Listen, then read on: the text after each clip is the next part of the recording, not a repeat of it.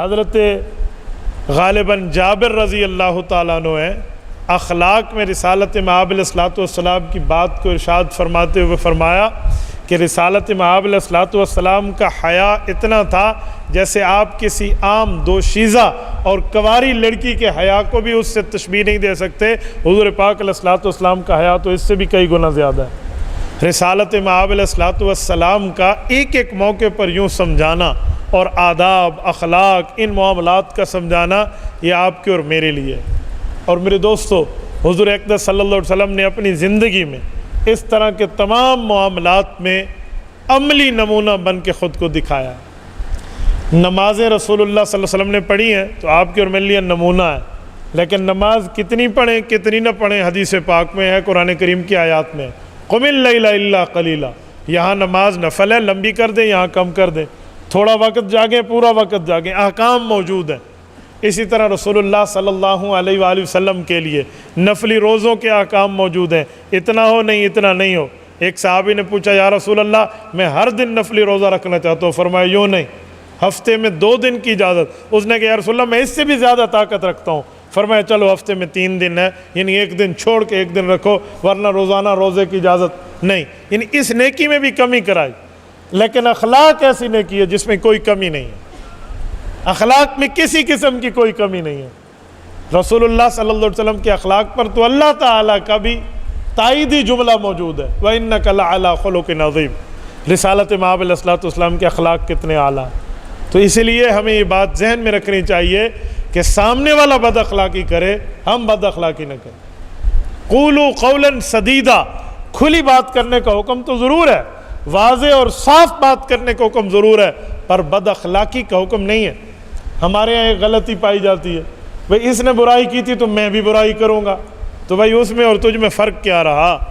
وہ برائی کر رہا ہے تو خاموش ہو جا، کل قیامت میں آخرت پہ ڈال دے، آخرت میں اجر لیں گے اللہ سے، رب کریم ہمیں آخرت میں بدلہ دے گا۔ کوئی چیزیں ایسے بھی رکھیں جو آخرت کے لیے رکھیں۔ اچھا پھر ایک چیز یہ بھی ہے کہ بندہ اپنی حیثیت کو دیکھ کر کام کرتا ہے۔ میں ایک مثال دے رہا ہوں، مثال تو کسی گھٹیا چیز کی ہے، لیکن سمجھانے کے لیے اس سے آسان مثال مجھے نہیں سامنے آ رہی۔ اگر کتا کسی کو کاٹ لے اور وہ اپنے دانتوں سے چک لگائے تو کیا آپ اور ہم بھی کتے کو چک لگائیں گے دوبارہ؟ ہم نہیں لگائیں گے۔ کوئی کہ اس نے مجھے چک لگا تو میں بھی اسے کاٹوں گا، اسے لوگ بے وقوف کہیں گے۔ کتے کا کام کاٹنا ہے، تیرا کام کاٹنا نہیں ہے، تو اپنا علاج کرو، اسے دفع کر۔ تو بھئی شیطان کو بھی یہی سمجھو، شیطان دوسرے پہ سوار ہے اور وہ میری ماں بہن بیٹی کی مجھے گالی دے رہا ہے، تو اب مجھے اسلام یہ حکم نہیں کرتا کہ میں بھی گالی دوں، میں اس پہ صبر کروں۔ کیوں؟ ہر برتن سے، میں مثال دے رہا ہوں، یہ گلاس ہے، مجھے خالی دکھائیں، یہ گلاس ہے، اگر یہ دودھ کا بھرا ہوا ہے تو اس سے دودھ نکلے گا، یہ پانی کا بھرا ہوا ہے تو پانی نکلے گا، شربت کا بھرا ہوا ہے تو شربت نکلے گا، کوئی نجس چیز موجود ہے تو وہی نکلے گی۔ کل اناء یترشح بما فیہ۔ بابا ہم مسلمان ہیں، ہمارے دل میں ایمان ہے، رسالت مآب علیہ الصلوۃ والسلام کی تعلیمات ہیں، تو اگر ہمیں بھی کوئی چھیڑے، چاہے غصے میں ہو چاہے نرمی میں ہو، تو بندہ اخلاق کا دامن نہ چھوڑے۔ اور پھر یہاں میں ایک جملہ کہتا ہوں، اگر غصے میں کوئی 2-4 جملے بندے کے منہ سے نکل بھی گئے ہیں تو جیسے بندے کو محسوس ہو فوراً اللہ سے معافی مانگے اور اس سے بھی معذرت کر لے۔ یاد رکھیں، معافی مانگنے میں آپ کی عزت کم نہیں ہوگی، آپ کی عزت بڑھے گی۔ خاندانی روایات آج کل ٹوٹ گئی ہیں، خاندانی تعلقات ٹوٹ گئے ہیں، اس نے ایسے کیا، اس نے ایسے۔ چند دنوں قبل کی بات ہے، عید الاضحیٰ پر ایک فیملی باہر شہر رہتی تھی، ڈیرہ اسماعیل خان اپنے گھر عید الفطر پر عید گزارنے آئے۔ ان میں سے ایک آدمی نے سوال کیا کہ 3 سال بعد میں اس کے گھر گیا ہوں ورنہ جاتا نہیں تھا۔ کہا جی کیوں؟ کہا اس نے بیٹے کی شادی کی اور ہمیں نہیں بلایا، باقی سب کو بلایا، ہمیں نہیں بلایا۔ تو میں نے انہیں کہا اگر نہیں بلایا تو کیا مطلب؟ بھول گیا ہو شاید۔ میں بھول چکا ہوں اسے۔ میں نے کہا آپ اس کے لیے کیا ہیں؟ آپ صدر پاکستان ہے جو آپ کو یاد رکھے؟ کوئی وجہ ہے؟ کیا معاملہ ہے آپ کا؟ یار ایک رشتہ دار کو بلانا بھول گیا، 100 بندوں کو ایک نے بلایا، تو آپ نے پوچھا اس سے، آپ نے تو بغیر پوچھے تعلقات ختم کر دیے، یوں نہ کریں۔ تو مجھے کہتے ہیں شادیوں میں نہیں بلایا جاتا۔ پھر میں نے اسے ایک حدیث پاک سنائی جو آپ کو بھی سناتا ہوں اور اس ماحول کے مطابق ہے۔ وہ حدیث یہ ہے مشکات شریف جلد نمبر 2 کتاب الایمان میں موجود ہے۔